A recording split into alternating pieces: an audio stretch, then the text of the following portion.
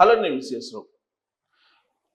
తెలంగాణలో ఉన్నటువంటి BRS party working president KTR, Karnataka ముఖ్యమంత్రి సిద్ధరామయ్య ఇద్దరు ఒకేసారి ఈడీకి లడ్డులాగా దొరికారు. పక్కా ఆధారాలతోటి చిక్కారు. బీజేపీకి వీళ్ళిద్దరు ఇప్పుడు టార్గెట్గా మారారు. ఈడీ చట్ట ప్రకారం తన పని తాను చేసుకోపోతుందని చెప్పి బీజేపీ వాళ్ళు చెప్తున్నప్పటికీ కూడా వీళ్ళిద్దరి ఎంక్వైరీ వెనుక రాజకీయపరమైనటువంటి ప్రమేయం, రాజకీయపరమైనటువంటి అంశం ఉంది అనేది పొలిటికల్ సర్కిల్స్లో వినిపిస్తున్నటువంటి మాట. కానీ ఎవిడెన్స్ ప్రకారం చూస్తే కనుక పక్కాగా దొరికారు అనొచ్చు. కర్ణాటక సీఎం సిద్ధరామయ్య ఆయన మీద విచారణ చేయడానికి అనుమతి కూడా గవర్నర్ ఇవ్వడం జరిగింది. ముడా కేసులో ఆయన పక్కగా ఇరుక్కున్నారు. అందుకే 300 కోట్ల రూపాయల విలువైనటువంటి ఆస్తుల్ని సీజ్ చేసింది, అటాచ్ చేసింది ఈడీ. సిద్ధరామయ్యకి సంబంధించి విచారణ కొనసాగుతుంది. అయితే ఇప్పటికీ కూడా ఆయన ముఖ్యమంత్రిగా కర్ణాటకలో కొనసాగుతూ ఉన్నారు. కాంగ్రెస్ పార్టీకి సంబంధించినటువంటి సిద్ధరామయ్య సీనియర్ పొలిటీషియన్. ఆయన మీద తాజాగా వచ్చినటువంటి ఆరోపణలు ఏంటంటే, ముడా కేసులో ఆయన మైసూర్ అథారిటీ దానికి సంబంధించిన ల్యాండ్స్ ఇష్యూలో ఈయన అధికార దర్పాన్ని ప్రదర్శించి ల్యాండ్స్ తీసుకున్నారు, స్థలాలు తీసుకున్నారు. ఆయన సతీమణి పేరు పైన తీసుకున్నారు. ఆయన అధికారాన్ని ఉపయోగించి కిట్ ప్రోకు పాల్పడ్డారు. Mysore urban development authority Mysore urban development authority కింద ఉన్నటువంటి స్థలాల్ని, విలువైనటువంటి వాటిని బినామీ పేరుతోటి వీళ్ళు కైవసం చేసుకున్నారు. సిద్ధరామయ్య సతీమణి అనేది ఆయన మీద వచ్చినటువంటి ఆరోపణ. ముఖ్యమంత్రిగా ఆయన ప్రమాణ స్వీకారం చేసిన తర్వాత వచ్చినటువంటి ఆరోపణ. దాని మీద విచారణకి గవర్నర్ అనుమతి తీసుకోవడం జరిగింది. దర్యాప్తు సంస్థలు గవర్నర్ అనుమతించారు, విచారణ చేశారు. విచారణ చేసిన తర్వాత కిట్ ప్రోకోకి పాల్పడిన మాట వాస్తవమే అని చెప్పి ఈడీ భావించింది.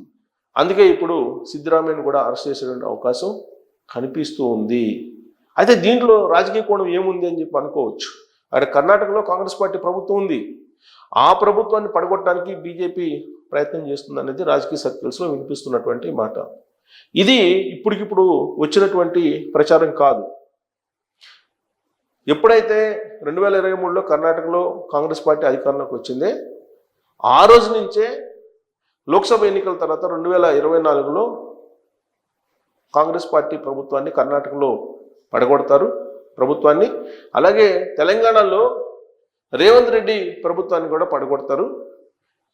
వాళ్ళు కాంగ్రెస్ ముక్త్ భారత్ అనేటువంటి నినాదంతో బీజేపీ వెళ్తుంది కాబట్టి సౌత్ ఇండియాలో ప్రత్యేకించి తెలంగాణలో కానీ కర్ణాటకలో కానీ బీజేపీ తమ ప్రభుత్వాన్ని ఏర్పాటు చేయాలి అనేటువంటి ఆలోచనతో ఉంది. కాబట్టి కాంగ్రెస్ పార్టీని ఈ 2 రాష్ట్రాలు లేకుండా అధికారంలో చేసేటువంటి ప్రయత్నం చేస్తారు బీజేపీ అనేది 2023 నుంచే వినిపిస్తోంది.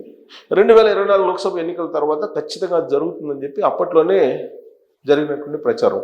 దానికి అనుగుణంగా ఇప్పుడు సిద్ధరామయ్యకు సంబంధించినటువంటి ముడా కేసు వచ్చేసింది. ఈ కేసు విచారణ చాలా వేగంగా జరుగుతుంది. ఎప్పుడు అరెస్ట్ చేస్తారో సిద్ధరామయ్యని అరెస్ట్ తెలియనటువంటి పరిస్థితి. ఈ లోపుగా డిప్యూటీ సీఎంగా ఉన్నటువంటి ఆయన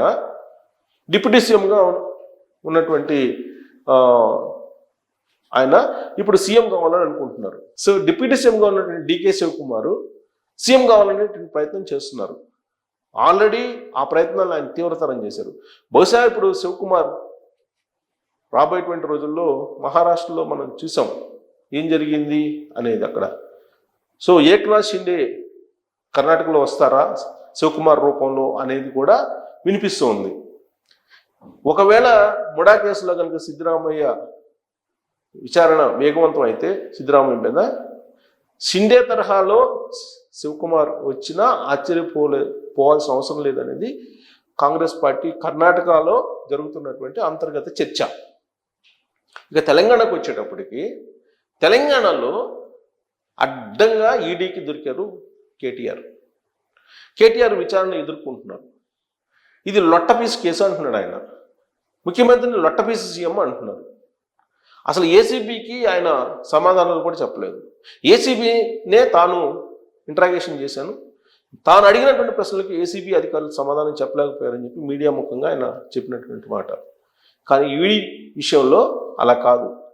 ఈడీ విచారణకు హాజరైనటువంటి కేటీఆర్ అడిగిన దానికి సమాధానం చెప్పాల్సినటువంటి పరిస్థితి ఏర్పడింది. ఒకనొక సందర్భంలో విచారణల్లో ఈడీ అధికారులు కూడా ప్రశ్నించారు కేటీఆర్ అని చెప్పి తెలుస్తోంది. ఆ సందర్భంగా అడిగిన దానికి మాత్రమే సమాధానం చెప్పు అని చెప్పి సున్నితంగా ఈడీ అధికారులు వార్నింగ్ ఇచ్చినట్టు కూడా న్యూస్ సోషల్ మీడియాలో వస్తూ ఉంది. అంటే ఇంచుమించు ఈడీ ఉచ్చులో కేటీఆర్ చిక్కుకున్నారు. ఒకే ఒక పాయింట్ దగ్గర, ఇండియన్ ఓవర్సీస్ బ్యాంక్ నుంచి లండన్కి పౌండ్స్ రూపంలో 45 కోట్ల రూపాయలు పంపించారా లేదా, దానికి పర్మిషన్ ఎవరు ఇచ్చారు, ఆర్బీఐ నుంచి పర్మిషన్ తీసుకున్నారా అనేటువంటి క్వశ్చన్ దగ్గరే కేటీఆర్ అడ్డంగా బుక్ అయిపోయాడు. జైలుకి వెళ్ళడం ఖాయంగా కనిపిస్తూ ఉంది. అదే విషయాన్ని కాంగ్రెస్ పార్టీ చెప్తుంది, అలాగే అడ్వకేట్స్ కూడా చెప్తూ ఉన్నారు కొంతమంది. అంటే కేటీఆర్ ఈడీ కేసులో జైలుకి వెళ్తే బీఆర్ఎస్ పార్టీ పరిస్థితి ఏంటి? బీఆర్ఎస్ పార్టీ ప్రస్తుతం ప్రతిపక్షంలో ఉంది, అధికారంలో లేదు. ఫామ్ హౌస్కు పరిమితమయ్యాడు కేసీఆర్. కేటీఆర్ అనఫిషియల్గా ప్రతిపక్ష నాయకుడిగా వ్యవహరిస్తున్నారు. మరోవైపు సమాంతరంగా హరీష్ రావు కూడా ప్రతిపక్ష నాయకుడిగా వ్యవహరిస్తున్నారు. వాస్తవంగా అసెంబ్లీలో తీసుకుంటే ఇద్దరు ప్రతిపక్ష నాయకులు మనకు కనిపిస్తుంటారు షాడోలుగా. అసలైనటువంటి ప్రతిపక్ష నేత ఫామ్ హౌస్ని వదిలిపెట్టి రావట్లేదు. డైరెక్ట్గా మీరు అసెంబ్లీకి రండి, మీరు ప్రతిపక్ష నాయకుడు అని చెప్పి స్పీకర్ ఫోన్ చేసి మాట్లాడినప్పటికీ కూడా కేసీఆర్ రావడానికి ఇష్టపడలేదు. బట్ ఇద్దరు అనఫిషియల్ ప్రతిపక్ష నాయకులు మాత్రం అసెంబ్లీలో కనిపిస్తున్నారు అనేది కాంగ్రెస్ పార్టీ చెప్తుంది. వాళ్ళిద్దరే భావమర్దులు, హరీష్ రావు, కేటీఆర్. కేటీఆర్ త్వరలోనే జైలుకి వెళ్ళేట్టున్న అవకాశం ఉంది. తీహార్ జైలుకి ఈడీ తీసుకెళ్తుంది అంటున్నారు. అదే జరిగితే హరీష్ రావు బీఆర్ఎస్ పార్టీలో ఉంటారా, బీఆర్ఎస్ పార్టీలో కొనసాగే అవకాశం ఉందా అనే ప్రశ్న వేసుకుంటే కనుక ఈ మధ్యకాలంలో బలంగా వినిపిస్తున్నటువంటి మాట ఏంటంటే హరీష్ రావు బీజేపీలోకి వెళ్ళేటువంటి అవకాశం ఉంది. ఇక నో మోర్ బీఆర్ఎస్ పార్టీ అని చెప్పి చాలా తీవ్రంగా చర్చ జరుగుతుంది. అంటే ఏక్నాథ్ షిండే రూపంలో హరీష్ రావు రాబోతున్నారా తెలంగాణలో? హరీష్ రావు ఒకవేళ వస్తే బీజేపీ సపోర్ట్ చేస్తుంది, అలాగే బీఆర్ఎస్ పార్టీకి సంబంధించినటువంటి వాళ్ళు వచ్చే అవకాశం ఉంది. కాంగ్రెస్ పార్టీలో ఒక టీం, దాదాపు 30 మంది టీం బీజేపీతో టచ్లో ఉన్నారు అని చెప్పి బీజేపీ లీడర్లే చెప్తున్నారు. అంటే ఏక్నాథ్ షిండే రూపంలో హరీష్ రావు రాబోతున్నారా తెలంగాణలో?